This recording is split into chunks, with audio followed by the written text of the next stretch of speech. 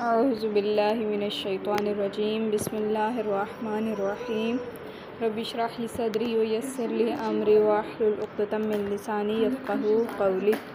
अल्लाहुम्मा सल्लि अला मुहम्मद व आलि मुहम्मद। अस्सलामु अलैकुम व रहमतुल्लाहि व बरकातुहू। इंशाअल्लाह आप सब खैरियत से होंगे। परवरदिगार आलम से दुआ है कि आप सबको अपने हिफ्ज़ व अमान में रखे।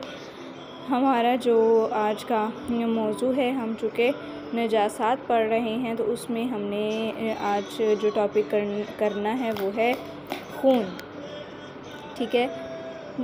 सबसे पहला मसला खून के मसाइल में से पांचवा, जो नजासात में से जो पांचवा नजिस है वो है खून।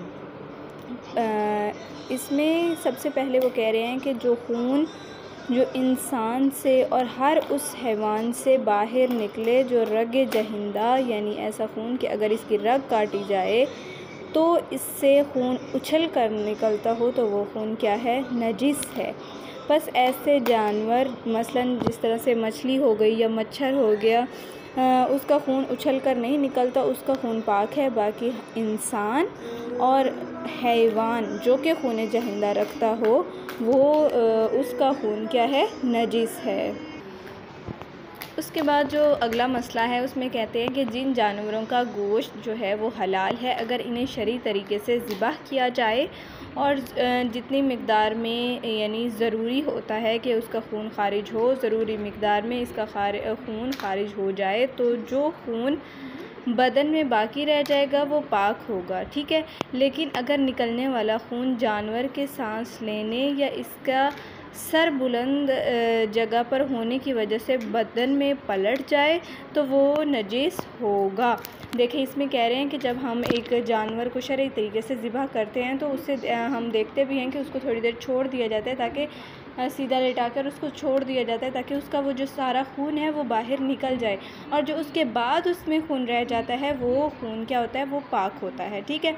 जिस तरह से हम मसलन चिकन बनवाते हैं या जो भी गोश्त होता है उसमें जो बाकी बचा हुआ होता है वो नजिस नहीं होता, क्योंकि वो जो इतनी ज़रूरी मिक़दार होती है वो तो सारी निकल चुकी होती है। ठीक है। लेकिन अगर मसलन उसमें सांस लेने से या मतलब जानवर को इस तरह से लिटाया गया कि उसका सर ऊंचा है तो उस वजह से खून जो है अगर उसके बदन में वापस पलट आता है तो वो खून क्या होगा? नजिस होगा।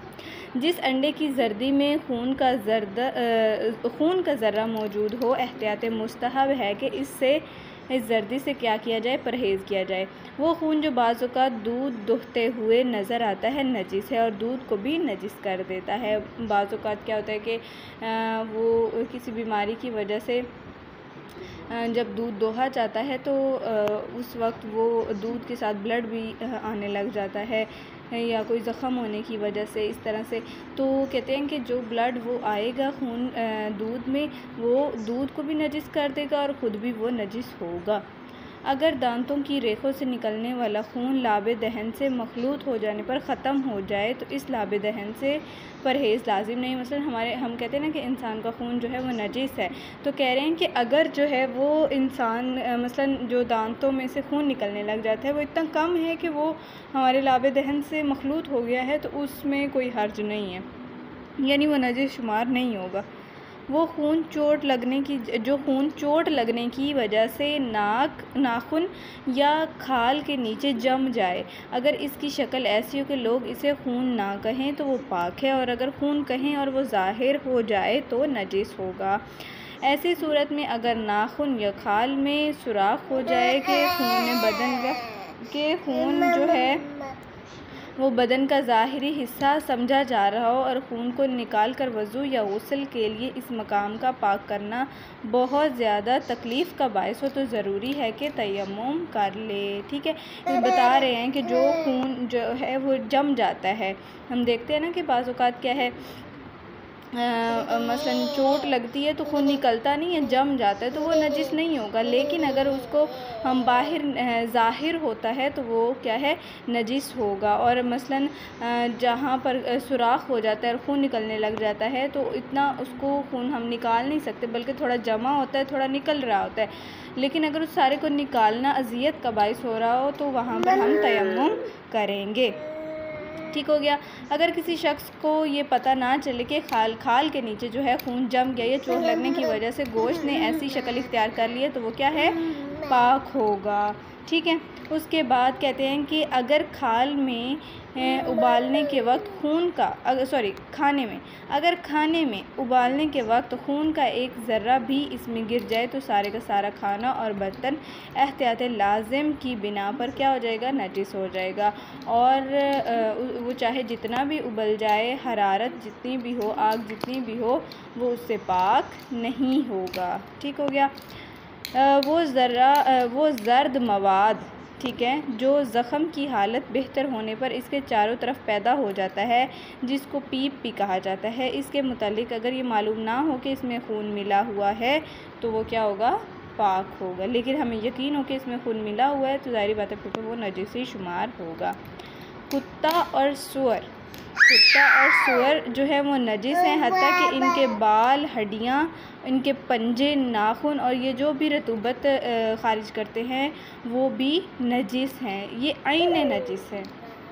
ठीक है। उसके बाद जो अगला टॉपिक है वो है काफिर। काफिर भी जो है वो नजासात में आता है। काफिर वो शख्स होता है जो अल्लाह के वजूद या इसकी वहदानियत का इकरार ना करता हो। इस तरह जिस तरह से गाली, जो कि गाली वो लोग होते हैं जो आइमा अलैहिस्सलाम में से किसी को खुदा कहें या कहें कि खुदा इमाम में हलूल कर गया है, यानी खुदा इमाम में आ गया है। और ख़ारजी और नासबी यानी जो लोग आइमा से दुश्मनी और बुग़्ज़ का इजहार करते हैं अलल ऐलान, वो भी क्या है, नजीस है। वो इसी तरह वो शख्स जो किसी नबी की नबूवत या ज़रूरियात दिन मसलन नमाज, रोज़े में से किसी एक का इनकार करे जो जुज़वी तौर पर ही सही रसूल अकरम सल्लल्लाहु अलैहि वसल्लम की तकज़ीब का सबब बने, वो भी नजीस। अलबत्ता अहले किताब पाक माने जाएंगे, जिस तरह से यहूदी, ईसाई और मजूसी। काफिर का तमाम बदन हत्ता कि इसके बाल, नाखून और रतूबत भी नजिस है। अगर किसी नाबालिग बच्चे के माँ बाप जो है या दादा दादी काफिर हों तो वो बच्चा भी नजीस होगा। अलबत्ता अगर वो उसमें मुमय्यज़ हो, यानी उसमें अच्छे बुरे की तमीज़ हो और वो इस्लाम का इजहार ख़ुद से कर ले तो वो पाक हो जाएगा। लेकिन अगर अपने वालिदैन से मुँह मोड़कर मुसलमानों की तरफ माइल हो या तहकीक कर रहा हो तो इसके नजस होने का हुक्म लगाना मुश्किल है। हाँ, अगर इसके माँ बाप, दादा दादी या इनमें से कोई एक भी मुसलमान हो तो यानी वो आगे चल के बताएंगे कि वो यानी बच्चा किस तरह से पाक होगा।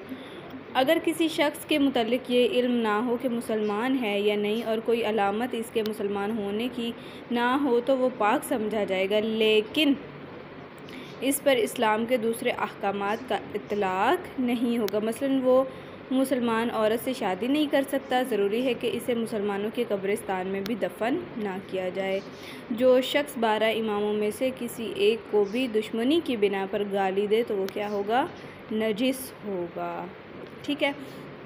उसके बाद जो अगली चीज़ है वो है शराब। शराब नजिस है, इसके अलावा इंसान को मस्त कर देने वाली चीज़ें नजिस नहीं होती। सनअती और तिब्बी अल्कोहल की तमाम अक़साम जो है वो पाक है। ठीक है। अगर अंगूर के रस में ख़ुद ब खुद या पकाने पर उबाल आ जाए तो वो पाक है, लेकिन इसका खाना पीना हराम है। इसी तरह एहतियात वाजिब की बिना पर उबला हुआ अंगूर हराम है लेकिन नजिस नहीं है। खजूर, मुनक्का, किशमिश और इनके शीरे में चाहे उबाल आ जाए तो भी पाक है और इनका खाना जो है वो हलाल है। फ़ुक्का जो आम तौर पर जौ से तैयार होती है और हल्के नशे का सबब बनती है, वो भी हराम है और एहतियात वाजिब की बिना पर नजिस भी है, लेकिन वो आब जौ पाक और हलाल है, यानी जो जौ का पानी होता है वो हलाल और पाक है और जो किसी किस्म के नशे का सबब नहीं बनती।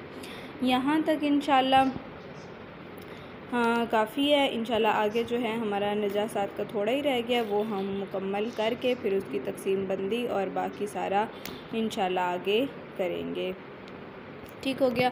यहाँ तक आप लोगों का जो भी सवाल हो, जो भी मसला हो, इंशाल्लाह वो हम क्लास में डिस्कस कर लेंगे। अपनी दुआ में याद रखिएगा। अल्तमस से दुआ।